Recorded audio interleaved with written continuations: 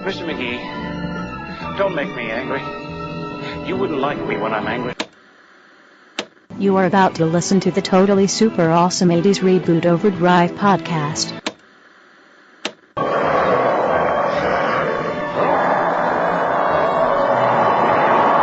This podcast is our fan tribute to the Incredible Hulk TV show. Be advised it has been exposed to radiation and we caution to listen at your own risk. You have now entered GammaCast.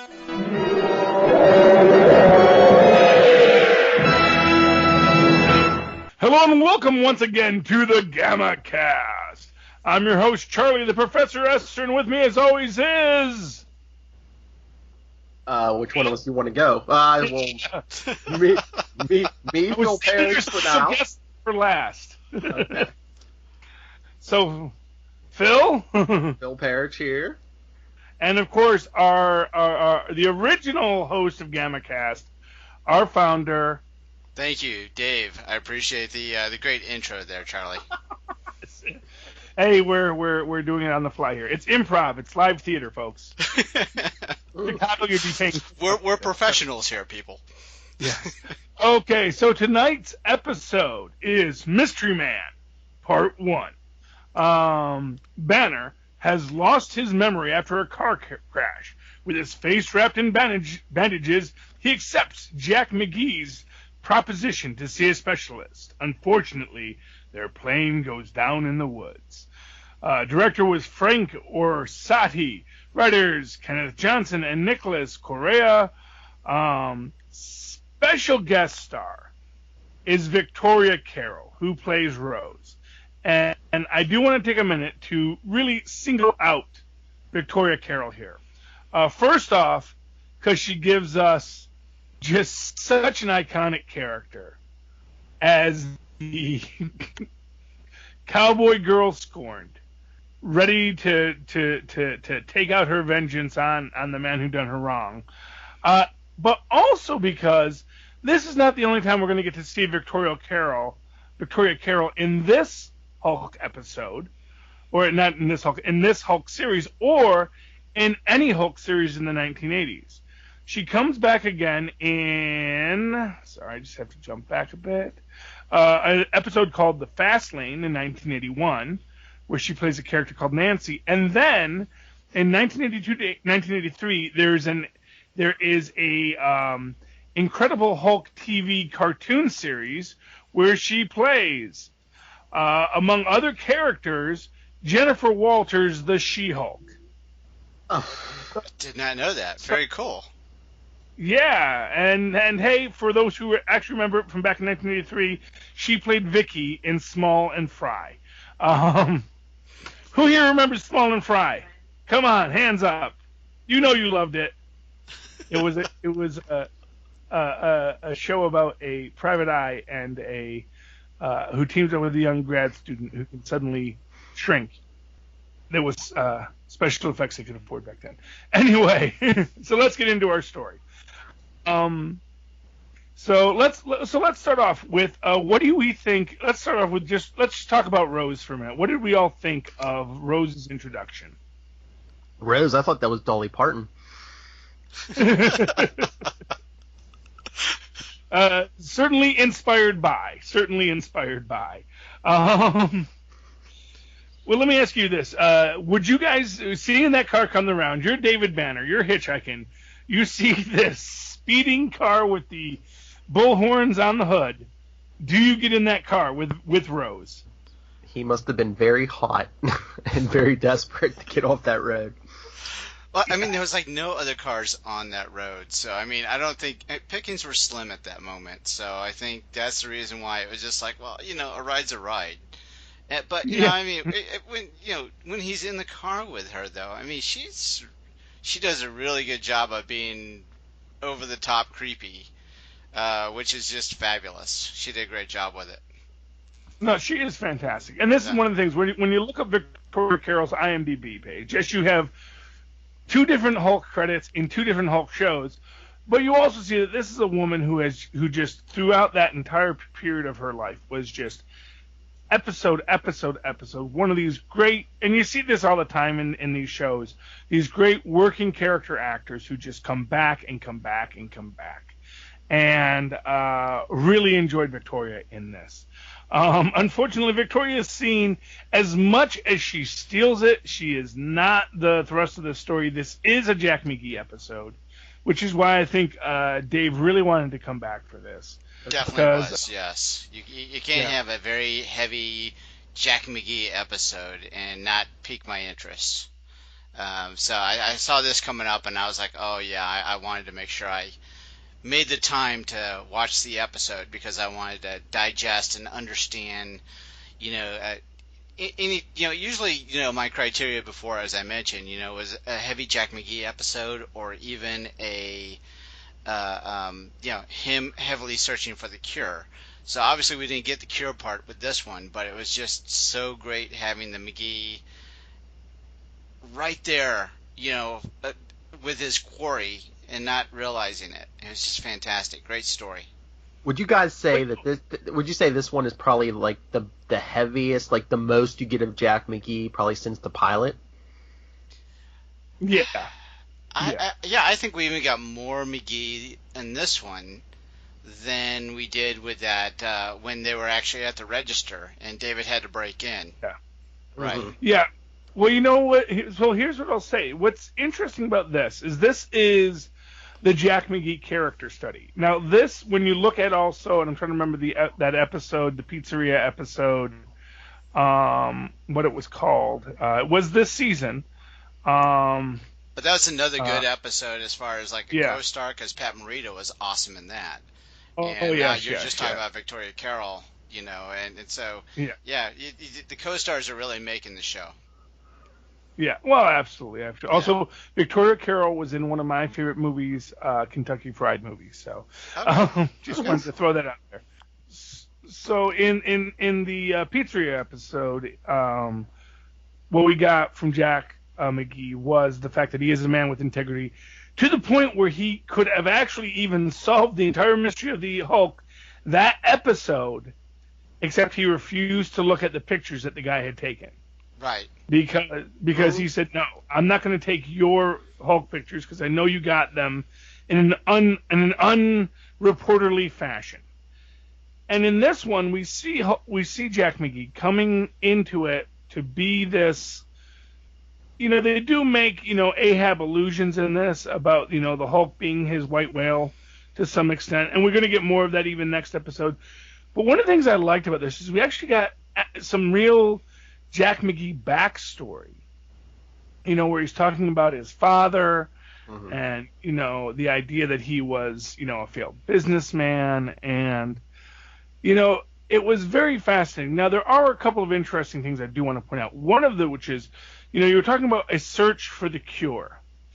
Did anyone find it interesting? And, okay, so let's get a little plot here. To start. So, basically what happens is Banner wakes up in the hospital. His face is covered by bandages. He does not remember who he is. Jack McGee shows up, and first they don't want to let him talk to him, but then David Banner recognizes Jack McGee's voice and says, wait, I know this man. Let him stay. Maybe it's going to help me remember who I am. So they talk, and they realize that there is some kind of connection there, but they can't place them. I did feel this was a little bit of a cop-out because we do know from the Hulk Breaks Las Vegas episode that Jack McGee did notice something familiar about David's voice in that one, but by this time he's not noticing that. But we'll go along with it because, hey, it's been a while. As he has said, it's been almost 2 years he's been chasing the Hulk. Anyway, they're trying to figure out what to do. They hear that there's a specialist in Los Angeles, so they get into a little one-prop plane, Jack and David and the pilot, to fly to L.A. from wherever they were, somewhere in Texas, I think. Santa Fe, New Mexico, I think. Oh, Santa Fe, New Mexico, sorry. Right. And they get caught in a storm, an oil line bursts, the plane goes down, the pilot dies. And this is what I thought was interesting, is that David Banner does not Hulk out. Right. That as the plane goes down, he does not Hulk out. And did anyone find that interesting? Well, yeah. Along those lines, he doesn't Hulk out until after the car actually crashes. Yeah, that's what I was going to say. I thought he was going to Hulk out, before the car even crashed. But, once the fire starts and everything. And that's the thing about these two-part episodes. I mean, we got a bunch of flashbacks with the Hulk, but we only got one Hulk out this episode. Yeah, I was going to bring that up. That was very rare for them, to only have just a one Hulk out episode. And it was right in the beginning. Right. Yeah. But, what I found interesting about that, and then what we get later on, is this idea that after the trauma of the car crash and the brain damage, do you think, and we can say this is headcanon or whatever, do you think that maybe David can't Hulk out right then? As traumatic as the crash is, he's unable to Hulk out because that part of his brain is shut down. That, or could it possibly be that even like on a subconscious level, he's usually like, he knows he has that safety net of the Hulk, but now that he doesn't have his memory, he's keeping himself more confined because he doesn't remember he has the safety net of the Hulk. Possibly. One thing I'm thinking is that sometimes with the traumatic brain injury as well, your emotions can shut down to a great extent. And so it may also even be that he's not feeling fear right now. I mean, he may be able to logically acknowledge the idea that he's in danger, but he's not getting that adrenal response. He's not getting the huge emotional rush of whatever it is that might induce the Hulk moment, is what you're saying. So exactly. I could see that. His life isn't flashing before his eyes because he can't remember it.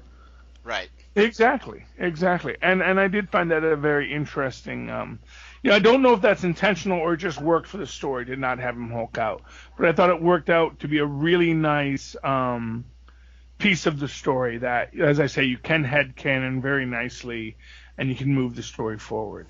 So they crash in the mountains, and basically Jack McGee's got a compound fracture. David, who everyone's calling John in this, they're calling him John Doe. And the only time he doesn't have the initials DB. Yes, exactly. Although I do think he says does he tell Rose his name is David? I forget, because, actually we don't get a name here, so maybe he doesn't. He just, but anyway, so, and this is another nice thing here where we get this, so I always like whenever David gets to be medical and to show his genius, and he does get to do this here. He sort of patches up as best as he can Jack's leg, and then what I thought was really nice is in the morning he has created a whole skid for him to carry him back, and he's found where the town is, he's found out where they're going, and we started on our adventure. And I think that's just really amazing. Whenever you get to see David, doing as I say, doing a MacGyver before MacGyver was a thing. To the point that we should call MacGyvering Daviding. Bannering. Yes. And so I really like that. I really like, and then although I don't think we actually get "I'm stronger than I look" line in this, which you're waiting for the whole time when he's pulling Jack McGee in the sled and just totally, ripping it, as it were, just as if he was some sort of human dog sled. It's a pretty amazing thing to watch. How many miles do you think that he had to pull Jack? Well, he said it was 40 miles. It was 40 miles to the town, yeah. It was 40 miles to the town from where they were. Can you imagine doing that? Pulling a wing with somebody strapped to it for 40 miles. Well, the wing is made of aluminum. And there is there's still weight to it. Actually there's a whole physics. Yeah, but there's a whole physics thing where it's only the tip of the wing that's dragging along the ground. The weight is put against his shoulders and pulled in a straight line. There is actually a lot of physics involved that actually makes it much less of a problem than it is. Yeah. However, yes, no, it was a very heavy duty thing he was pulling there. I'm sure, but uphill, yeah. I mean, the flat probably wasn't too bad, but yeah, going pulling him uphill. No, it was pulling a full grown Jack Colvin uphill. Right. Not fun for anybody. So they're going up the hill, and Jack is telling David, who the Hulk is, what the Hulk is.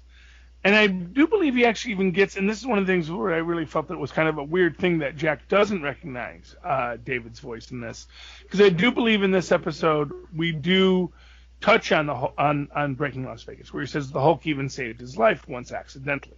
Mm-hmm. Right. And of course, in that episode, he does recognize David's voice, but then in this situation, they're not. Now, there's a lot of reasons why, but I did feel that one bit takes me a little bit out of the episode. But aside from that, I thought it was pretty good. To flash back a bit when Jack is talking to him about the car crash, and David flashes back to the original first Hulk out with the car, and he says the Hulk flipped the car. I thought that was a very nice tie-in between that first season and this one. Mm-hmm.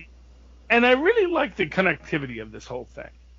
I really like this idea that we are really pressing that this is all connected, that even though, yes, every episode is something of a bottle show, this is all stuff in a continuity.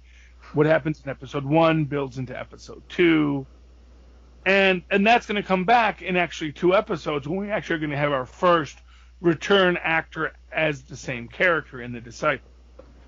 And that's going to be a great episode when we get to that, because let me tell you right now, that is, even though I think it's still done in the late 70s, that is the most 80s episode ever of The Disciple, which also marks the return of Gerald McRaney and, of course, teen heartthrob Rick Springfield. Jesse's girl. Yes. And, as the Hulk versus Iron Fist. It's pretty good. So in 2 weeks, ladies and gentlemen, tune back in if you want to hear about The Disciple. So now what about all the stock footage? All these episodes you always get the canned stock footage that, I think we were guessing before that just get, laying around that somebody says, does anybody have a use for this? And, in this case it happens to be a forest fire. Well, you see, this is actually a really useful thing here. We don't get most of the forest fire until next episode. We just get the start of the forest fire here. We do get a lot of planes flying episodes and stock footage, and to the humorous point of not having any real consistency as to the types of planes doing the search. So in the first one, we see a big DC-10, and then the second time it's a little one-engine Cessna. We have the original plane flying through the storm, and then all of a sudden when it goes to crash, it's actually completely clear. There's a lot of real gerrymandering with the stock footage. But this I think is one of the few times and this is really, it's funny because we can say this is actually a really good episode, but it was probably one of the cheapest episodes they had to make that season, because they're doing the whole thing on pre-existing sets on the Universal backlot, because it's all on Mountain Set number 4. And, they're using all this old footage from previous episodes, so they don't have to pay for that. Then they're using all of this stock footage that is just from the Universal Vault. So really, all you're paying for is Jack and David for the most part in the couple of scenes that we get to see them. And because they're really focusing on that story, I think you get a much, much better story than if you had to have a whole dramatic Hulk arc. Plus you had those. I think that, I think, yeah. I was just gonna say, no, you had all those flashback scenes too. So I mean, this episode you didn't even have to have those two on set as much. Well, exactly. And it's a cost-saving measure, but I think it winds up giving you a much better episode. I think because they opted to cut the costs on this, you get an episode where, really Jack and David get to have a pretty good repertoire, really good interaction. Mm-hmm. And yet you don't feel like we missed out on the action or the adventure of this series because we are keep on flashing back to things and using that stock footage, and we're going to get this again next episode where we get so much of the firefighter stock footage fighting that blaze, and I think that makes for a much stronger, more powerful episode. Mm-hmm. Oh, sorry, I was gonna say, and is that in the days before DVRs and everything, is that like a good review for people who might just be tuning in for the first time, be like, this is what's happened so far: Hulk on a plane, Hulk in Vegas, David got married, all the flashbacks. Well, I think that is absolutely a big part of it too. People make fun of these flashback episodes from the 80s because every show did these flashback heavy episodes. But the fact of the matter is, as I've made this point a couple of times. Well, first off, I made this point that this is episode 14 of the series, and you think about like right now, an entire season. This is actually episode 15. An entire season nowadays might only be 12 episodes, of any show, because it's expected to be re-aired and rerun and all this stuff. Back in 1978, back in 1979 or 1980, when this episode first aired. What was its first air date? March 2nd, 1979. Yeah. Not that I have like IMDb up or anything. Yeah, well, I have IMDb up, and I just didn't see it. You were a little faster on the draw with me, but yeah, there it is, March 2nd, 1979. Didn't believe me. 1979. No, I believe you. In 1979, because you didn't even have VCRs back then. So really, how many episodes you got to see in a season completely depended on whether or not you got your butt in your couch cushion at 8 o'clock on Tuesdays or whenever this was airing to watch The Incredible Hulk. I remember I had a fun conversation with my kids recently about, in my day, we didn't have these little mobile devices that we could watch cartoons on any time. In my day, you watch cartoons. Cartoons were on one day a week. If you slept in on Saturday, you missed the cartoons for the week. And they started to cry at the very notion of it. So, yeah. Kids just don't understand how rough we had it. No, man. And this is what I said. That was my walk to school uphill in the snow both ways. A moment was just, cartoons were only on once a week when I was a boy. And you had to wake up early to catch them, and that taught us discipline. Because if you didn't have the integrity to get up early, you didn't watch cartoons. Yeah, and I'm sorry to switch back gears, but Phil, you brought up a great point. I just, I never looked at it as this to be a good primer episode for people to watch to get to understand kind of what's gone on, in the past. And you're right, this would be a great time capsule to say, here's kind of what's happened. And if you're interested, then, find a way to get caught up. If not, we're just going to introduce these two main characters that are at odds with each other, but we're going to throw them together and see what happens, and give a little bit of the good story behind why they are where they're there. So you bring up a great point. I never looked at it that way. Mm-hmm. Yes, and of course, at that we when we're closing out, we get our big cliffhangers, because we get a double cliffhanger here. Both we see the fire starting to rage, and we see hungry wolves coming for David and Jack. Spoiler: he does not throw one. But we'll find out that next episode. But yeah. Although next episode, when we get to it, there is a very nice parallel in that episode to marriage. Ooh. We'll see who remembers what that is. So ladies and gentlemen listening tonight, think about that. Think about what a pack of wolves might have to do with the episode of marriage. Because when I saw it, I said, oh, that is such a callback, and that's such a powerful callback. And we'll talk about that next week on GammaCast. Phil, why don't you give us your social media? You guys. Final thoughts? Anyone have a final thought they want to do about this episode? I just really like this episode because I like these episodes that aren't like the standard, formula week to week. We got something different, and I just like the weird ones, and especially we got a lot of Jack McGee and a lot of his backstory. It's really good. Yeah, David, your thoughts? Yeah, I'm a fan of the Jack McGee character, and to have him in the situation where he's, trying to help himself, but also help someone else, because he is an honorable guy, and you get that with what he was trying to do. Hey, we're going to take you to a specialist, to help you get your memory back, but at the same time, it's going to also help me on my quest also. So it's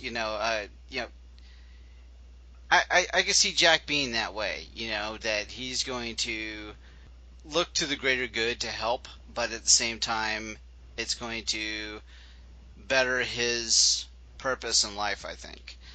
So I think that's a great way of showing what Jack McGee is about.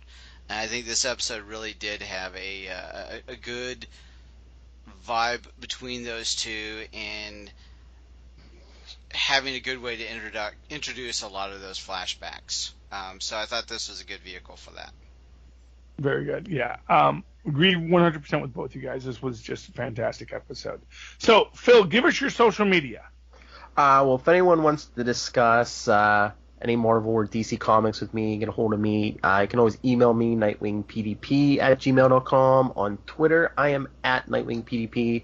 And if you love Marvel Comics, check out the Enough Said podcast, where Charlie Esser and I do the all-new Marvel Roundup and Super Connectivity shows every week. Very good. And Dave, how can people get in touch with you? Well, on Twitter, I'm at 80s Reboot. On Tumblr, 80sreboot.tumblr.com. Facebook.com/80sreboot. You can also email us at 80sreboot@gmail.com. We also have that blog that's out there, which is southgatemediagroup.com/80srebootblog. Okay, and once again, I want to remind everyone that Phil is only here temporarily. David only came by because this was an very special episode. So I do need a co-host on this show at some point. So if you've ever wanted to get into the wild, woolly world of podcasting about the Incredible Hulk 1980s TV series, write to David or write to me at superconnectivityblog@gmail.com. That's superconnectivityblog, all one word, @gmail.com. And always, follow me on Twitter at Charlie Esser. That's CharlieEsser. Look for the 2 E's in the middle for quality. And, of course, follow me when we live tweet these episodes of The Incredible Hulk Saturdays at 7 Eastern, which are always fun. Or is it 8 Eastern? Well, it's one of those on MeTV. So, ladies and gentlemen, thank you for hulking out with us once more. Please join us next week for part 2 of Mystery Man when we hulk out again. Good night, everybody. Good night. Good night. We hope you've enjoyed this show. This podcast is part of the 80s Reboot Overdrive channel on Southgate Media Group. You can follow us on Facebook on the 80s Reboot group page. We're also on Twitter and Tumblr at 80s Reboot. We invite you to check out all the wonderful podcasts and blogs available at southgatemediagroup.com. And thank you for reliving the 80s.